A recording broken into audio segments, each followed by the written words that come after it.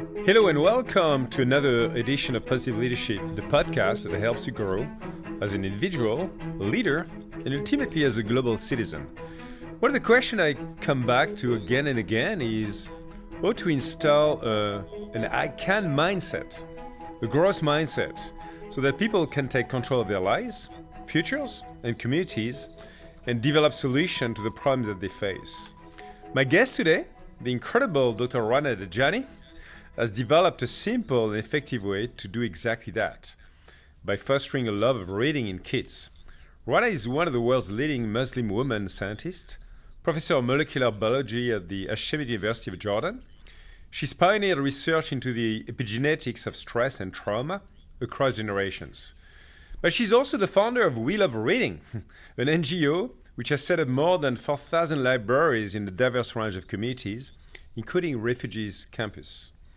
Rana is a leader of a movement by and for the people, creating change at the local level by empowering people to be change makers in their local community.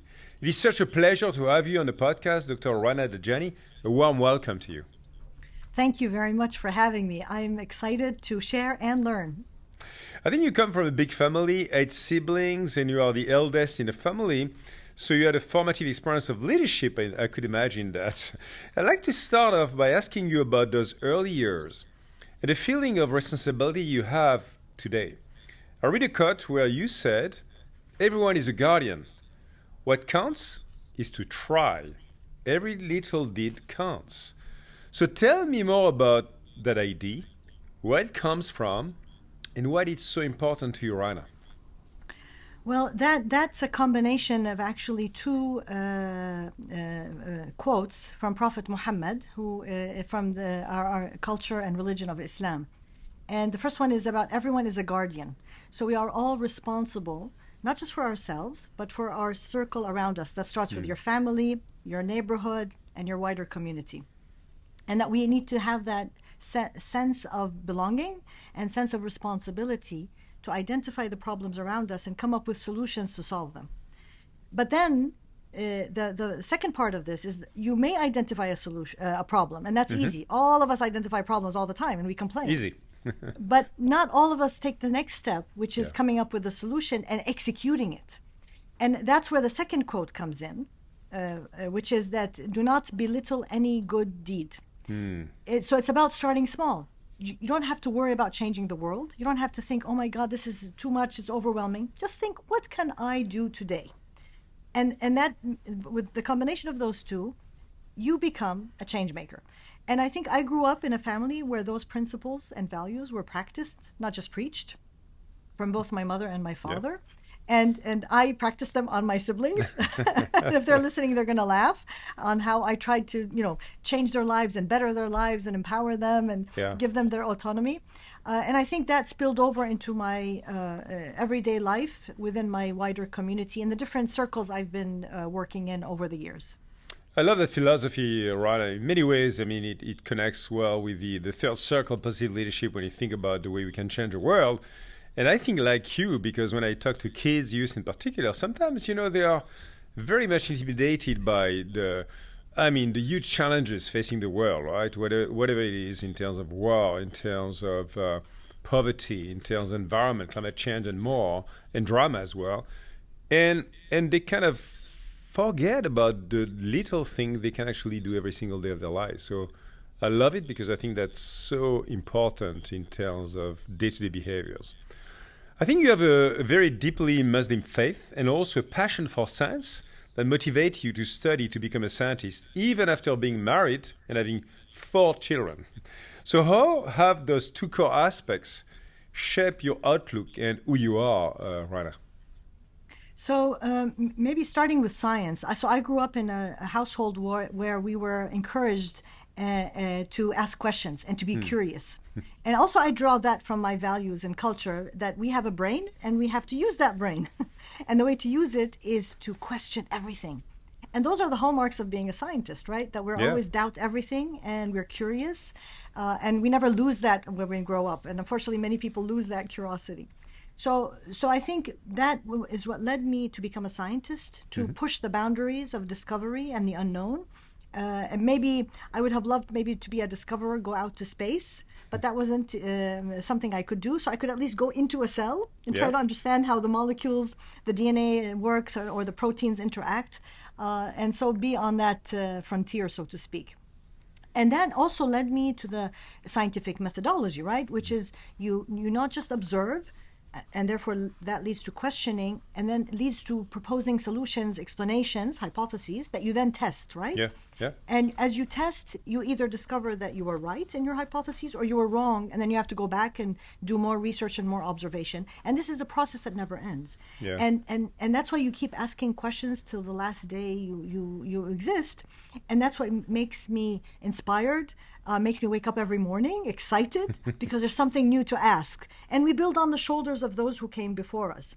Now, how do I balance that with being a mother? Yeah. And so I did not get the chance to pursue being a scientist and get my PhD early on, according to the traditional pathway. Yep. So actually, after I finished college, because there was no PhD programs in Jordan, I became a school teacher for 10 years. And I got married and had my 4 children. And I think those 10 years were so important retrospectively in shaping how I understand education, how I understand the other important roles that we don't unfortunately highlight when we talk about careers. We don't talk about being a parent, whether you're a mother or a father. Although that is the most important role any human being can do to bring up a healthy generation, to take care of our earth and take care of our fellow creatures and humans on this earth. And so to me, having that balance between those different roles and not just separate them, but actually interweaving them together. So when I'm in the lab, I bring in my kids. They know everything I do. They understand all the research, and actually they're very smart when you think about it. They're full of curiosity. So I share with them my data and ask them, what do you think? And they give me very insightful and wise comments. But at the same time, this not only enriches my science, but it also allows my children to be part of my life and to inspire them and to be a role model to them. And to, when I'm in my lab, they think, oh, so Mama's using our hypotheses in her research. This is important to involve your family and for it to be a holistic approach in your life and not to separate your life, because you need their support in the end and their inspiration. Yeah, no, I love that foundation, and I'm sure that has served you well, right? And when you think about your evolution as a social entrepreneur as well, we'll come back to that later in our discussion, with that curiosity, that growth mindset that you've been sharing with your family and your kids as well. You are of Syrian, but also of Palestinian, and you've met many survivors of trauma and war, including relatives, and the question of how trauma affects subsequent generations have always interested you. So can you tell me more about some of the insights you found into the epigenetics of stress and trauma, and how you are using that research to help guide your work now and beyond? So as a scientist, you pursue the questions that intrigue you. And as you said, because of my background and in living in Jordan, all the waves of refugees, whether it's Palestinians, multiple waves, and then Iraqi and now Syrian and Ukraine even now, this piqued my curiosity to understand how are those experiences that these people are going through affecting them, and not just affecting them in terms of their mental health, but how is it affecting their biology, because I'm a biologist, their physiology, their hormones, but even more, is it really impacting their DNA? Is it changing how their DNA is expressed, which genes are turned on and off?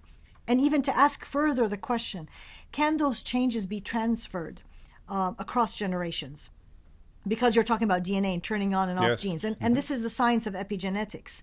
And so because of the intimate knowledge of the history and the culture and the connection with the communities involved, I was able to design a very elegant experiment where we could actually compare 3 generations of women who had been either exposed to trauma in 1980 because of a massacre that happened in Syria, or not exposed, or only the daughter was exposed, and to compare across 3 generations and siblings and to answer the question, does the impact of trauma on gene expression, can it be really transmitted? Now, this question is still in the making. We're analyzing the data as we speak, so stay tuned for next year. However, I want to add here that most studies on impact of trauma in general, or epigenetics in particular, always comes with a negative tone. How does it impact stress and anxiety, and how does it produce the negative effects? And what we want to do different, and what we're doing, is can we look at it in a positive way? Yes. What is the silver lining? Humans have survived for millennia in different war and strife and stress. Yet we have thrived, not just survived, we have thrived and we have flourished. So not to celebrate war. Actually, we are against war, and we need to address the core reasons for war happening in the first place and hold those accountable for it.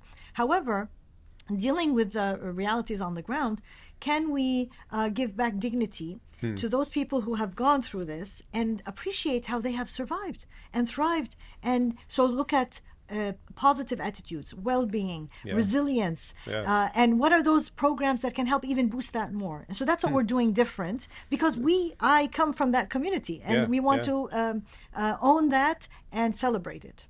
That's fascinating, actually. I really look forward to learn and explore the results of that experiment you have, Rana, because I mean, there's been many, of course, books, research studies on resiliency and the way people build resiliency and how it can actually transpire or not in our DNA over time. I was reading also another philosophy which goes beyond resiliency. We're talking about anti-fragility. I'm sure you're familiar with that concept, which says that it actually goes beyond being resilient. It's actually about building strengths on the back of a trauma in a way that makes that person, those people, even more actually going far beyond resilience, even more happy, even more actually positive about their lives, despite the incredible tragical trauma they've gone through. Is this something you're also looking into? Absolutely. And this is some of the research we're doing with We Love Reading, which we're going to talk about. Yes. About these women who are coming from vulnerable communities, such as refugees, how they have been able to rediscover that intrinsic motivation, that passion that they are born with, and how the trauma has allowed them to carry that forward, and having the right ecosystem around them, the right environment to reclaim it and go forward. And I think it's also good to highlight here that when we talk about DNA and epigenetics, we're also giving a positive tone that you are in control of your life. Yes. You are not predestined because of your genes. You have something that you can do to make a difference in your own life. And this opens a whole new world of possibilities for anyone and any human being. So let's open this chapter of your life, which is still, of course, going, which is all about We Love Reading. And I think it started with a homecoming. When you returned to Jordan after spending 5 years abroad studying for your PhD in molecular biology, and you saw your country, I think, with new eyes. So explain to us, to our listener of the podcast, what is it that you noticed and why you felt this was something you needed to change? Right, and I think this is, as you mentioned, when we change environments, we come back, we see things that we appreciate, and we see things that we think, we could change that, right? In every culture, in every community and society. Yes. And that's when I noticed that children don't read for fun. In Jordan, but then I realized it's all over the world. It's not even, it's not restricted to a particular region, but all over the world we have sectors of the community where children don't read for fun. They know how to read. They read for purposes of education or work or religion or politics, but not for fun. And it's that reading for fun, for pleasure, that allows a child and an adult to reap the benefits of reading, from vocabulary to express yourself, to empathy with other communities and cultures, or even drawing the courage to become the hero you read about. All that comes from reading for fun.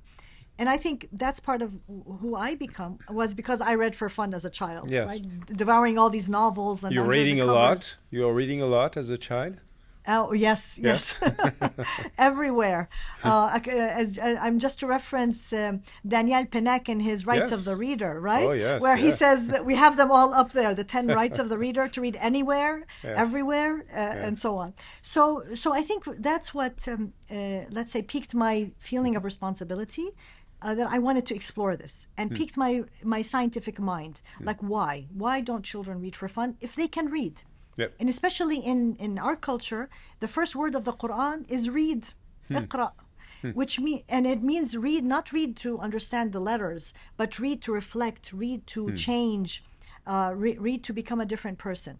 And so that's what led me to realize after my research is that the reason children don't read for fun is because they don't love to read. And then that led to the next question. So how do they help children fall in love with reading? And I discovered it's about a role model. It's not about books, because in Jordan there are plenty of books. Yeah. It's about having a role model who enjoys reading herself or himself and reads aloud to the children, your own children or the children around you. And that's what's lacking around the world. And that's why our children don't read for fun. Yeah. And I found, so to me in my mind, I found the solution, right? I have it. I know what we should do. So what do? I read to my kids, of course. Yep. Yes. But I felt that's not enough. I need Yeah. to, you know, this is again another thing I draw from my culture and values is that if you know something, you have a responsibility to share it, to do something about it. You can't just go to sleep. Yep. And so for my own conscience, I thought I'm going to gather the kids in my own neighborhood and read aloud to them once a week. At least now I can sleep, whether it's going to work Yep. or not, Yep. whether I'm going to succeed or not, doesn't matter. But at least I tried. So this is where you started. Yeah. That's where I started. And I gathered the children and I wanted a public space where all the kids would come. And in my neighborhood, there's a mosque. Yep. And I thought, why don't I read in the mosque? It's a public space. It's got a carpet, a bathroom. Yeah. And I involved my kids and my husband and the whole, Wow. community. And in 2006, February 2006, I started reading aloud to the children books in their native language. That's very important Yes. because that's how you fall in Yeah. love. And from the local culture. And about real people, the child who wants to run away, the child who picks his nose. The kids love that because it reminds them of their imperfection. And that's what we need, right? To be real. And from there, the We Love Reading program evolved and blossomed. And Yeah. now it's in 65 countries around the world. That's amazing. And how long is a typical reading session in your experience? So what we do at We Love Reading, we train we call them ambassadors. Yes. People, anybody over the age of 16 who can Yes. gather children and read aloud to them. And we leave it, the secret magic of ours is the autonomy that our ambassadors have to decide where they want to read. So I did in the mosque. It could be a Yep. church, a community center, under the stairs, under Yep. a tree, wherever you want. And how to recruit the children because they know better their communities Yes. than anyone else. And to choose the date and time that fits them and their community. And even the time, right? Because the ages of the children vary. Yes. Maybe you only have young children today. Maybe tomorrow you have older ones.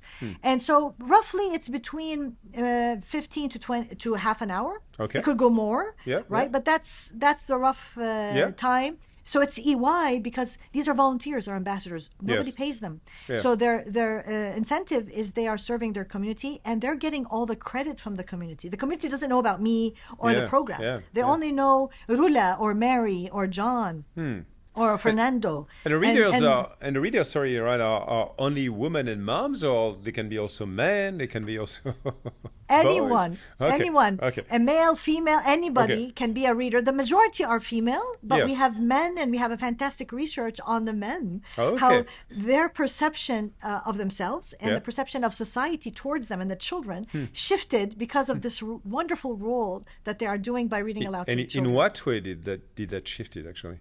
So they became softer in how they engage with the children. They saw Okay. themselves not just as people who enforced what rules should be or should not be done, but Yeah. actually engage with the children.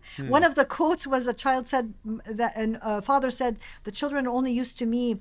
Enforcing, rules at home, and now suddenly Baba was laughing and playing with us and reading aloud and changing his voice. It's amazing the magic that happens with reading aloud. Exciting stories. One of my previous guests at the podcast, Bill George, is the author of Finding Your True North, also the pharmacy of Medtronics. Talk to me about the idea of figuring out what your unique contribution to the world will be. And he believed that the purpose of any organization, whether it's for profit, non-profit, needs to have a positive impact on the lives of people. I'm sure you must resonate with that idea too. So when you returned to Jordan, did you actively look for a way of contributing to your community, or did it find you? I mean, you just talked about the way you picked that reading as a way for you to engage your community and maybe to correct some of the things that you thought could be corrected and still build on the strengths of that community. So I think I wasn't searching for something to do. Yeah. Yeah. And you just fall into it in a way. Your curiosity, your passion, your gut feeling is what guides you. And I think that's always my message. Let that guide you, because that will always be true, and it's a true compass to keep you Yeah. on the path, and not to be distracted by all the other things that could be happening around you. And Yeah. it's not about planning, right? The initial step is about following that gut feeling, and then things will fall into place. So to me, that's what happened. I never called myself a social entrepreneur. I didn't even know what that meant. I was just doing what I Yes. thought was right. Yes. And then eventually it turned out, oh, that's what social entrepreneurs do. Or as the program evolved in the first 3 years, I was doing trial and error. To me, it was a scientific experiment. Yes, yes. Reducing things to the empirical formula, like in chemistry and math. But then people called that human-centered design, right? Or I call it evolution, natural selection, survival of the fittest. So I got the program to be simplified that anybody can do it anywhere around the world. So it's based on shared universal values, yet celebrating diversity. And this is a reflection of nature, right? That Yes. we have that universal commonness, which is our DNA, but yet we are also diverse. And this diversity is so important for our flourishing on Earth. So again, let's dig more into the details of the way you shape that program. I think it's very interesting, Rana, I found myself. With your scientific mind, as you said, I mean, you've been building a program from scratch, and it was an experiment at the beginning, and then it became a program. It became something big and huge. Can you tell us more about preparing the first reading, that first session you had, and the way you thought about the experiment? Was it about, I don't know, test 15, 20 sessions first with so many kids, getting feedback, formal, informal, picking the books? I mean, there's so many variables, right? As a scientist, you could test on. So how did you shape that experiment to make it more relevant and to test the idea you had, actually? Yeah, that's a very important question and something to delve deeper. I think it started, like I said, as a gut feeling, a feeling of doing something right, and a feeling of responsibility. Using the scientific background of mine, I was documenting everything, trying different, brainstorming with my kids, the neighborhood, the people engaged, the parents, to understand their feedback and their reflections. So, for example, after the first read aloud, when the first time the children came, they didn't want to come because what happened is that my husband talked to the head of the mosque. And told him my wife, the neighbor, is going to come and read aloud to the children. Because I'm the neighbor, it's like, oh yeah, this is exciting, this is wonderful. So it's very important to be from the community and not from outside. Otherwise, what's your agenda? Why are you here? What's your point? Now, the parents, when they heard that there's going to be reading aloud in the mosque, they thought, oh, this is education, religion. And who doesn't want that for their kids? It's values and learning. But it had nothing to do with education or religion. It was pure fun. And the kids, poor things, on Saturday morning, they didn't want to come. They wanted to sleep. It's their holiday, their weekend. But because they're obedient, they came. But they also fall in love because it was all about fun. And they line up and take books home. So that second part is not just enjoying the read aloud experience, but taking the book home. And they became the champions of reading at home. So they would beg their parents to read to them, or they would read to their siblings to their friends. And so we flipped rather than the parents dragging the child, come, I want to read to you, it was the other way around. And so the children started wanting to go to school because they realized that if I go to school, I can learn how to read better, and I can unlock more of that fun and magic. So it's not about the teacher training or the fancy school. It was just about putting that motivation inside the child. And that's typical. If you really want somebody in business marketing, that you want that intrinsic motivation. Unfortunately, in education, we put the cart before the horse, right? We drag the child to school rather than thinking, how can I make the child want to go to school because they want to, not because they have to. And that's what We Love Reading did. Through this reading aloud, very simple, half an hour a week, the children have inside them this motivation to go to school. And we've done research to show that. And the parents told us that the kids were doing better at school. They had more confidence. They were standing up. And when you're listening to read aloud, your skills for memory, for emotional control, all these executive functions that make you do better on the long run in school are all increased. Now, to go back to your question, so for 3 years I documented all this, right? 3 years, okay. And tried every suggestion Yeah. that people gave me or occurred to me or I read from the literature, and crossed out things that didn't work and things that worked. And always keeping in mind that this has to be done by anyone, right? Yeah. So my solution was not something to be restricted to a particular group of people or that to be expensive. It had to be something that was very simple and low cost and sustainable. Yes. Therefore, run by the people in the community themselves. So the books, all you need was a first set of books, because then what happened is that the community got so excited that their children were doing better. bring They some more started books. Yeah. exactly, or donating money to get Yeah. more books. So it's sustainable in that manner. It's only half an hour, so you don't burn out your volunteer. Right? It's half an hour, and then she has to get a friend with her always.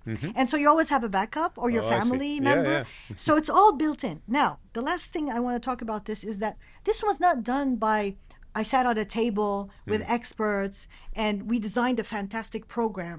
No, it was done incremental. That's why I compared it to evolution.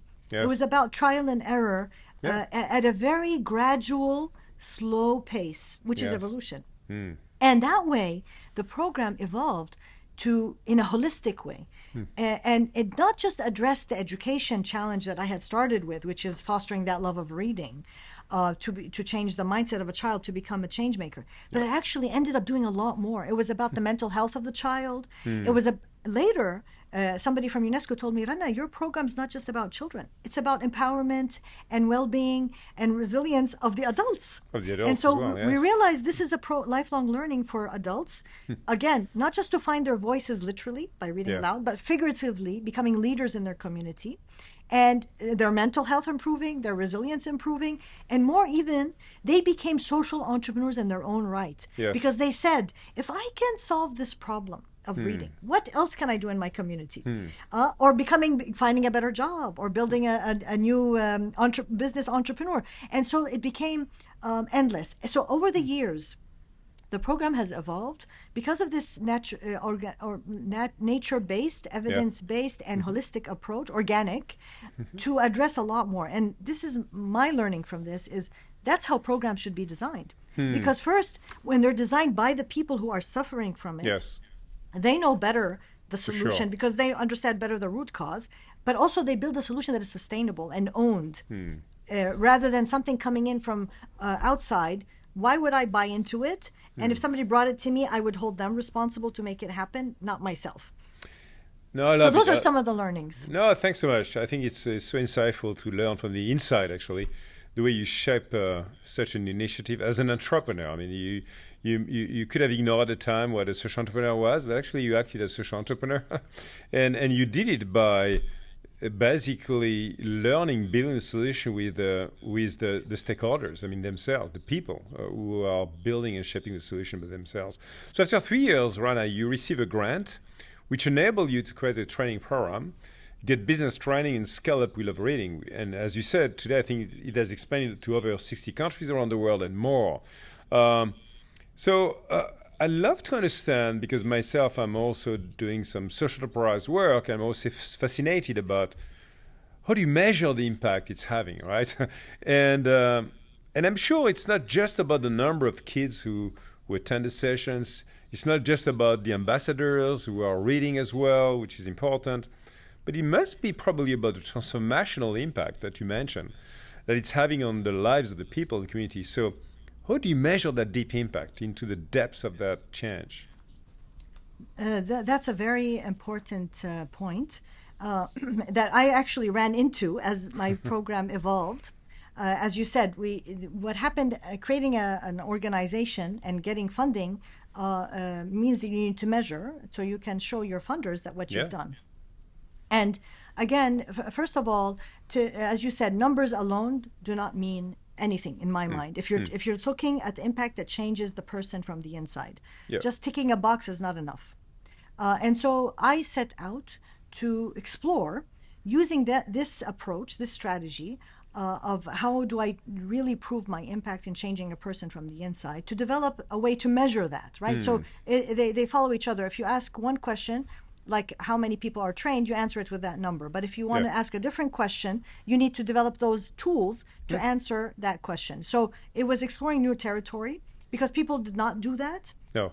around the world at all. And so as a scientist, I had with me my toolkit, right, of being able to answer those questions or pull on experts who have that knowledge and expertise. So we did it in two ways. One, we did storytelling. So each and one of our We Love Reading ambassadors, as Yeah. you mentioned, they give us feedback. They share their successes and their challenges and how they've been able to run the We Love Reading program in Yeah. their own neighborhoods. This we incorporated back into the training. That's why it's very interactive, and they actually design it. Yes. But those are the stories that we use to demonstrate the impact, the deep impact within a person, changing them. And that deep impact is what will go across generations, because we believe if we've changed everybody from the inside, that will be transmitted, and eventually Yes. we don't have to exist anymore. Now, the second thing is we understand the importance of hardcore data. Yeah. But we wanted to do it our way. So what I did is I invited scholars and scientists from around the world, local universities, regional and internationally, from Harvard, from Yale, from Queen Mary University London. And I invited these experts from education, psychology, implementation science to come and study We Love Reading. Study the program itself, how it evolved, how it unfolds. Study the children, how they have been impacted by the program, looking at their executive function, their emotional perception, their mental health, willingness to go to school, and many, many other. And even study what is the impact of reading particular stories on particular behaviors. So we had a whole series on the environment and looked at how the children's attitudes towards the environment changed just by reading aloud. Yeah. Very, very low cost. And we looked at adults, how women, their leadership changed, their feeling of well-being, their happiness, their motivation to lead, their relationship to their community, their concepts of volunteering, and even becoming social entrepreneurs. All this we also studied, and these are either randomized control trials, so this is proper research, and we publish them in peer-reviewed journals. Many of it is quantitative or qualitative research using technology. Like some of our studies were about using very fancy the Google glasses, where we could track the eye movement of the child as they read with their mother. So really state-of-the-art technology, and all this we showed to demonstrate the impact of We Love Reading. No, it's fascinating, and I love the way you responded to the question, because as I meet with many social entrepreneurs and many wonderful organizations as well, too often I would say many people get confused with the numbers and get confused with the versus actually the theory of change, right, as we call it, and what is that change about, and what is it that you have impacted actually the world with that program and that initiative profoundly. So. I love, actually, if you don't mind, right, because I always love and believe in stories myself. Could you share with us one or two examples of wonderful stories of women, moms, or even men, maybe, in communities transformed by We Love Reading, and the way that changed their lives and that changed those communities? Absolutely. We have thousands of stories, but I'm going to choose one. Yes. So one of them, her name is Asma. She is a Syrian from Dar'a, and she moved to Jordan and settled in the Zaatari camp at the beginning of the 2011 crisis in Syria. Yeah. She had never finished school, married young, which is the tradition in the villages, and she had 2 children when she came. She had just had a miscarriage, was feeling very down, and not having any hope for the future, not knowing what's going to happen, and this ambiguity and not knowing what's going to happen is devastating, right? Because you don't have control over your future. So this was 2014, and I had, for the first time, went to Zaatari to run the training program in Zaatari, where she was, and she attended the training. It was a 2-day training. She went home with a bag of books and started implementing the program, running it herself in the camp. So gathered the children, started reading aloud to them these wonderful stories from their everyday culture, and slowly Asma rediscovered herself. Suddenly she had a purpose, an easy purpose, not complicated, not threatening to her culture. Her husband loved it. He was supporting her, helping her in everything, telling her, I'll take care of the kids, you go do the reading, giving her tips on how to reach out to the neighbors, to invite their children to come. So it became her family project, but more so, she started having the confidence as a result of this Yes. relationship with the children and seeing how they look at her and how the families look at her, to thinking, oh my God. So she started writing stories for children. Wow. She was invited by the local Zatari magazine in the camp to write a short essay, which she did. Then she got invited to become a teacher by Save the Children. Wow. And she said, but I never finished school. And they said, it doesn't matter. Yeah. You have the talents Yeah. of gathering children, knowing what to do with them. And Esma transformed. And it's her. It's not the program. The program was just the catalyst, right? The Yes. trigger. Yes. She, every human being has potential. It's just you need that trigger to give an excuse to have trust in yourself and confidence in yourself. And that's what happened with Esma. And Esma progressed. She started a whole new project for teenager girls, Yes. like a book club where she would gather them and share with them. They would read aloud different chapters from different books about how to plan your life, Yeah. how to be empowered, well-being, how to take advantage of the situation while being positive. And what happened after that is that we had a film crew, a documentary that was made about her story. Wow. And so Esma became this celebrity. The film is called The Neighborhood Storyteller. It has won 15 different awards from different film festivals around the world, from Toronto to Mountain View to Copenhagen. And we created a children's book to go with it called My Mama's Magic. So it's from the point of view of her daughter, Yes. growing up, seeing how her mother was transformed through reading. And the stories in English and Arabic. And Esma actually recently got transferred to as a refugee. Now she's in France. And guess what she did as soon as she set foot in Paris? Yes. She started reading aloud. She gathered the children and started reading aloud to them. So Esma is a powerhouse and is an example of how every human being has the potential to find themselves. And it doesn't have to be that you become a fancy or famous person, Yes, right? It's of about course. finding yourself, setting your own path, and being true to that. And that, I think, is defining success the way you want it. Yeah, no, it's a wonderful story of Esma, and the way it really drives and unleashes that potential every person. I think it's fantastic. I'm actually really interested in the way you talk, and you've been developing some very unique, positive, and leadership skills, Rana, through your program initiative. Recently I had Reshma Sojani on a podcast. She's the founder of Girls Who Code, that maybe you know her, I don't know. And through that organization, she has enabled women and girls to be more ambitious with their goals and to realize their potential. So this is where I can see some parallels, of course, what you're doing. As you know, I'm also a strong believer in the opportunity for everyone to become a positive leader. You don't need to be a CEO. You can be a mom. You can be in a school, a teacher. You can be a positive leader. I think the great work you've done empowering and transforming thousands of moms across the world to become more than family leaders, but actually community leaders, is very inspiring. So I'd love you to share the learning you had along the way in identifying and nurturing some unique set of soft skills. What are those unique skills that you've been developing, enabling, revealing through that program? And maybe taking the example of Esma you discussed and others, what is that unique value and force coming through that development, actually?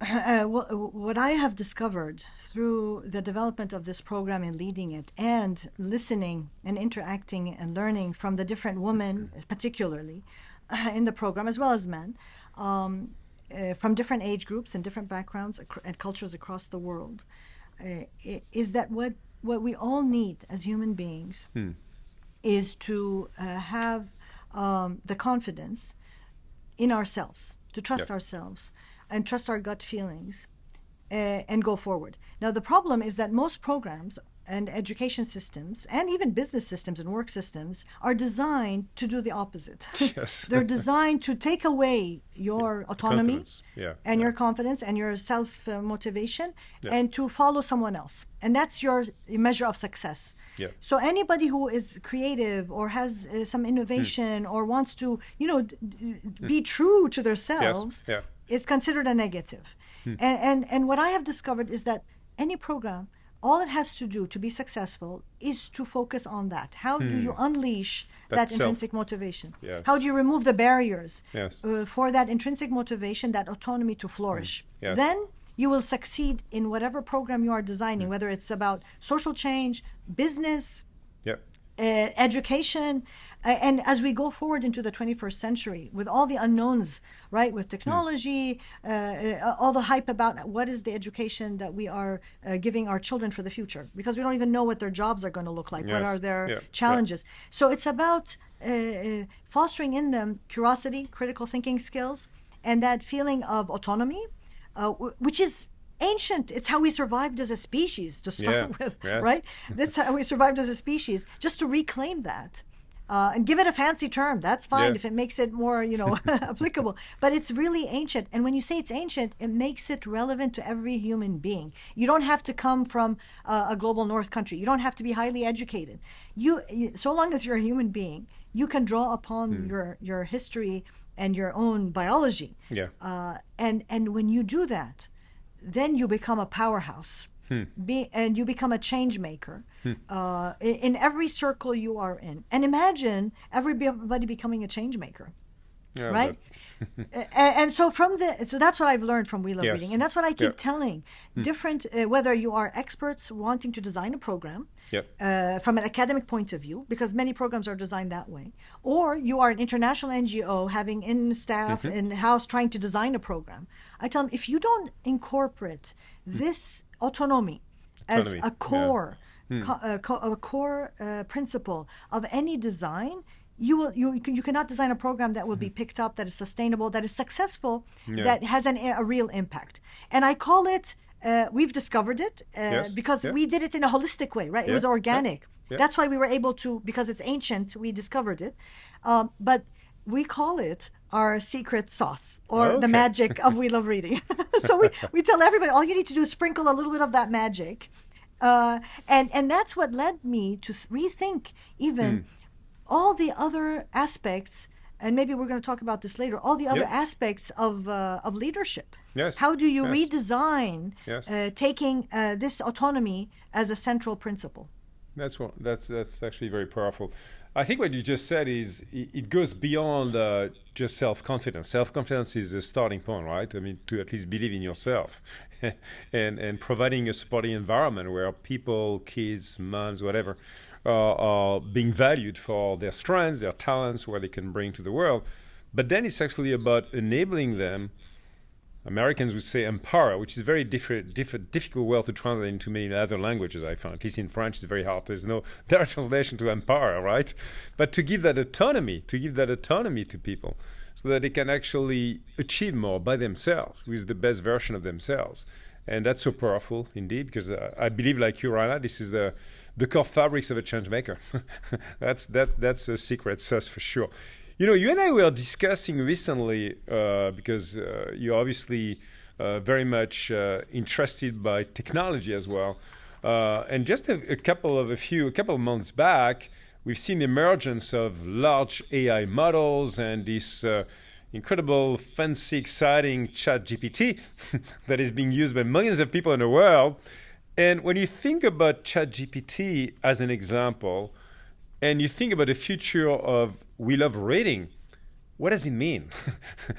What does it say? What does it tell you in terms of that program or the future of that program, having that actually independent agent assisting you maybe to read, maybe to do more things, to do a lot more actually? That's a very relevant question. I think a lot of people are using ChatGPT in different ways and exploring what you can do with it. Now, from the point of view of We Love Reading, even the point of view of humanity, let's say, because it's a fundamental, essential question.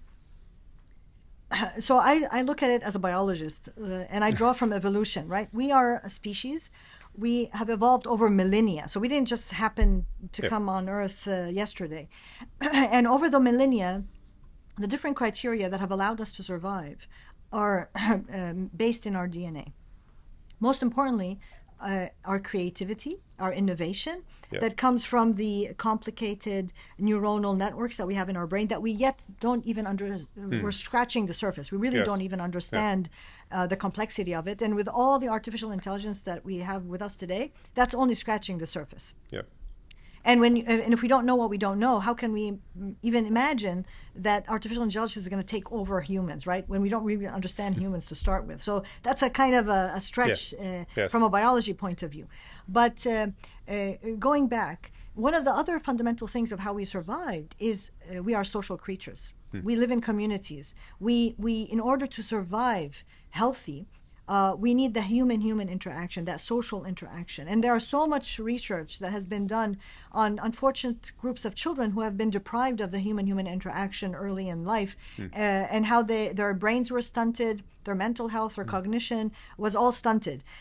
So imagine what would that mean if we removed the human factor and removed this human-human interaction, how it would affect us negatively. So yes, we may go on such a trajectory, but eventually it's like evolution, will weed itself out if we were to use it to replace humans. Now, the question to me is, how do we as humans, with all our creativity in inventing artificial intelligence, how do we use it to our advantage to live healthier, more full, wholesome lives?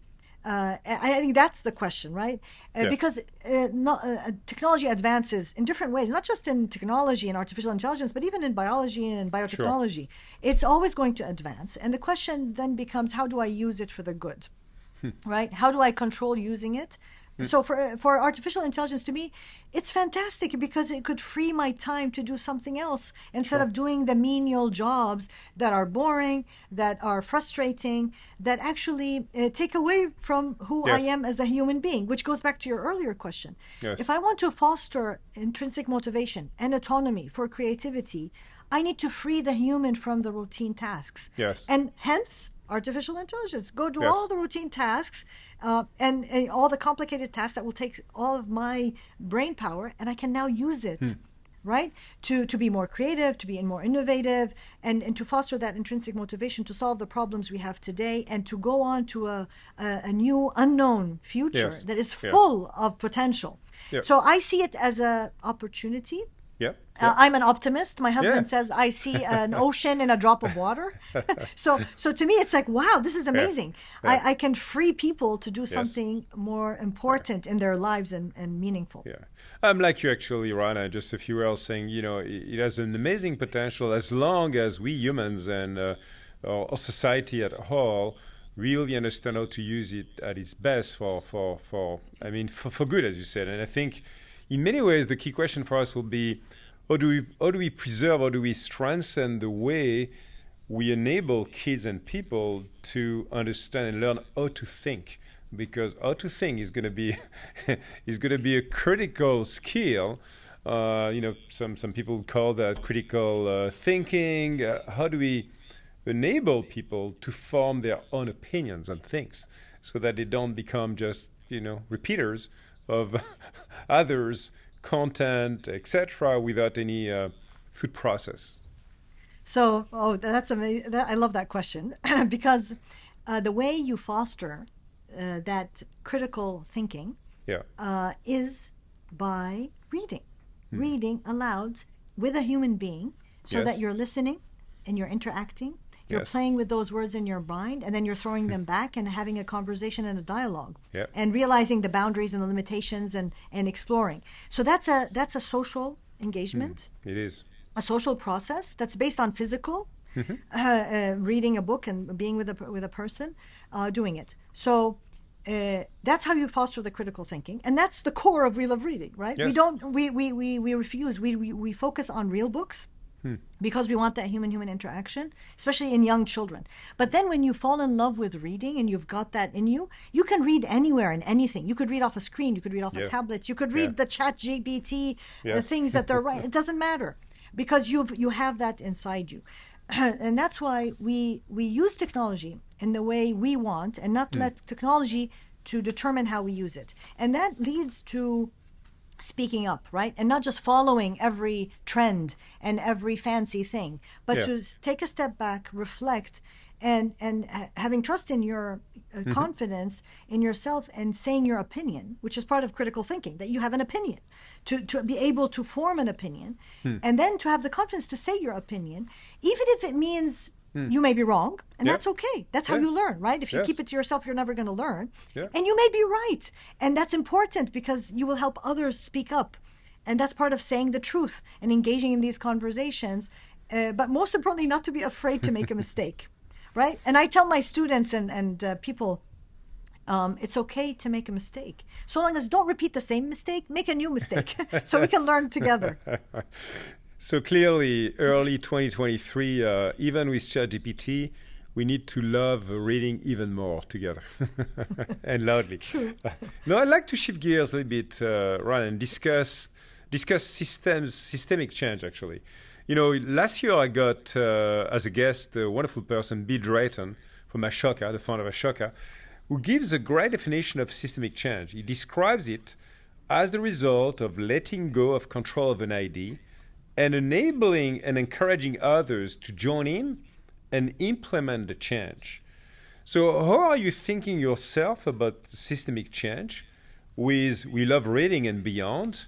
In particular, I think with your new assignment, which we just discussed together a couple of days ago, at Refugees Action Hub within the MIT, what is it you would love to achieve, not only for the millions of moms and kids in the world through We Love Reading, but also for the hundreds of millions of refugees across the world? I know that's a big question, but here comes the time for a big question indeed, for you, Rana.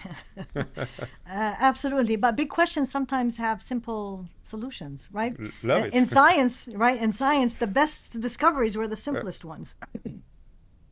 So for me, I went on a journey of learning, evolving, and changing in how I perceive the world and how I perceive myself in the world and within the world.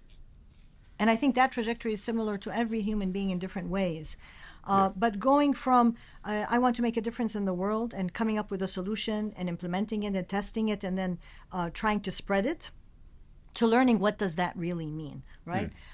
And how do you achieve that impact that you want to share? As Bill said, how do you let go of a solution and give the opportunity for others to take it up and own it as themselves? But I want to go beyond that, not just to own the solution that I came up with. I want them to be change makers themselves, coming up with their own solutions for their own problems. And I would just be the trigger to help them discover themselves. And that's when I shifted in every aspect of what we call the entrepreneurship world around us. So when we talk about entrepreneurship, we're talking about leadership, measurement, right?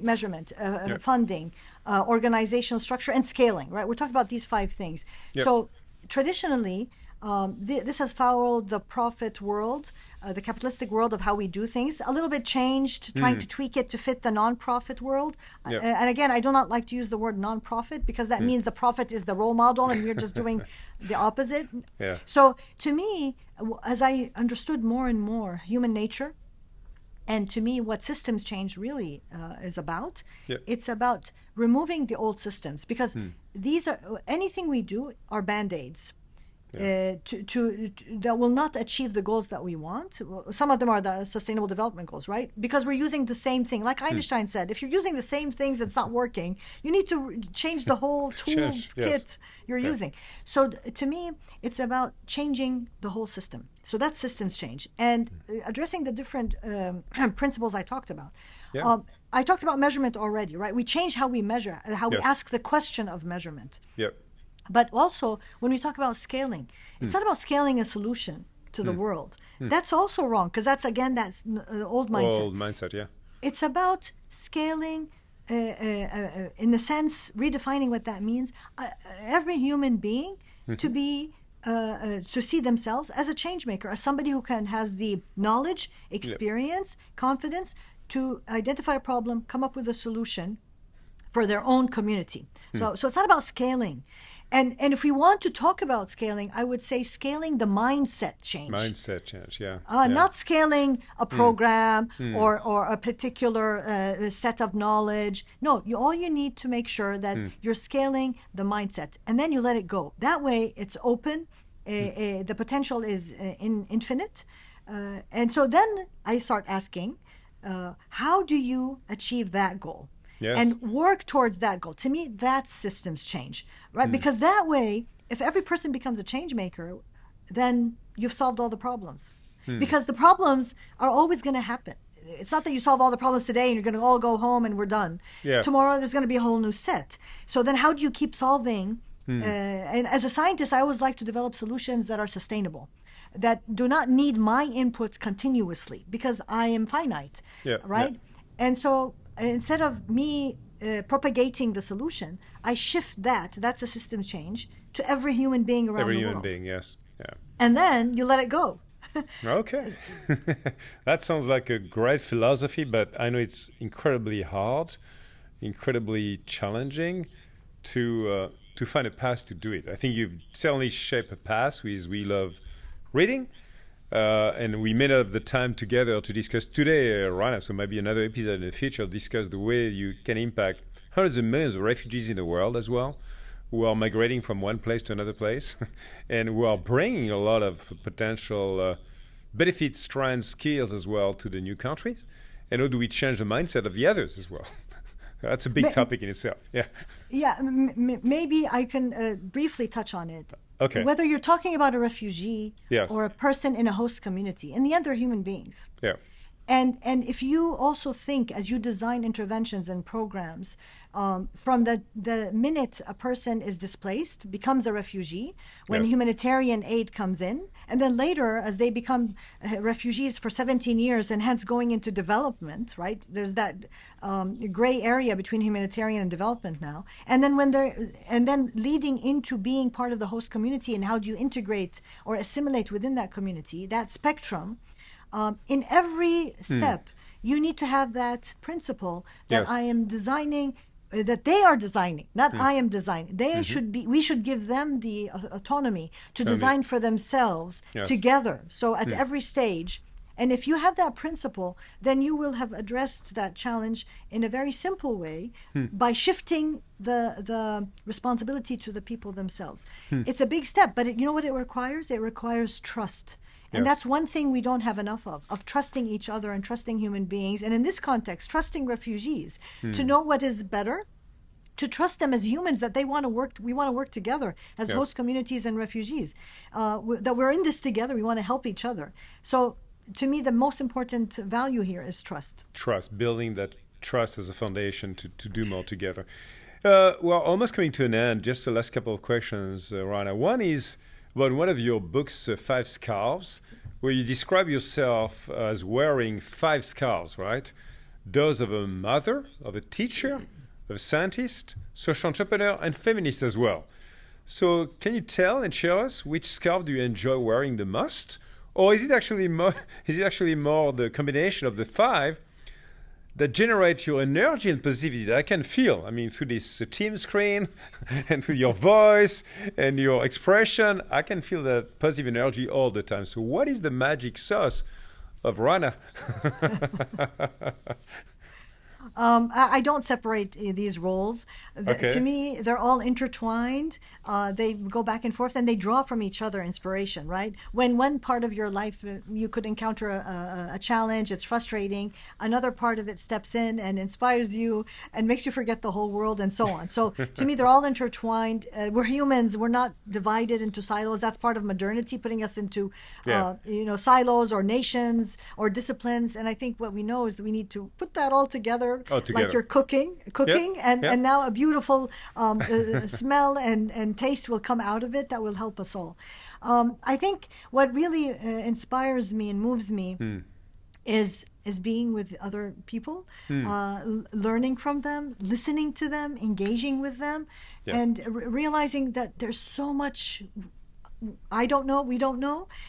But that's amazing, because that means that every day is a new day. Every day there's something amazing and wonderful and inspiring and enthralling that's going to happen. I feel it's like a roller coaster, right? Yeah. That thrill, that kick you get. And that comes, where does that come from? I think it comes because I'm very optimistic. I'm a positive person. Yeah. And I would say that positivity, that optimism comes from reading a lot. I want to go back to reading. Full circle, because, okay. Yeah, it opens the whole, you know, through Yes. reading, Yeah. you discover your inner potential. Yes. And you discover the potential of the world. And that's why I believe it's a crime for a child not to grow up loving to read, to discover all that and go forward. That's almost a wonderful ending, but I have a very last question for you, though. You know, in our most recent discussion we had together, you share with me that you're shifting right now from being this great social innovation leader with We Love Reading to become a global thought leader, taking a bird eye view, I'm using your words, right, on the world, and bring your very unique identity again that we just discussed, the 5 scars all intertwined together. So that you can really bring more positive impact into the world. So I'd like to ask you, finish with, what is your aspiration with this new chapter of your life, and what is the change you want to enable in the world, you know, that you would feel so great about, so grateful about? Wow. So I think, you know, at stages in your life, you feel you know where you are, where are you going, Yep. and you're in control. And then you go into stages where that's gone. And COVID, I think 19 and what we all went through globally was one of those experiences that we can relate across the world, across humanity. Yeah. It was a very humbling experience, leveling the playing field for everyone around the world. And for me, that shifted the ground from under me, making me reevaluate, reassess, where am I in this world? What do I want to do really? Having achieved what I've achieved, right? What's next? Yeah. And I think, and that's why I call it a global retreat. COVID was a global retreat from my silver lining positive. Having, of course, acknowledging the devastation that happened and what people went through all over the world. And what I suddenly saw, going from a scientist, a leader, a social entrepreneur, very clear-cut paths, I shifted where I see myself in the world, in the framework of and let go of the framework, right? Because the framework, as we see it, of the world limits us and puts us in boxes. So I was able to shed those limits, set those boundaries and boxes, and step out. And suddenly, stepping out allowed me to see myself from a different position, hence the bird's eye view. Yes, yes. And to use, so rather than being confined by the roles I had before, to use them as something to base upon the knowledge and the experience, to be able to look at the whole world in a different way.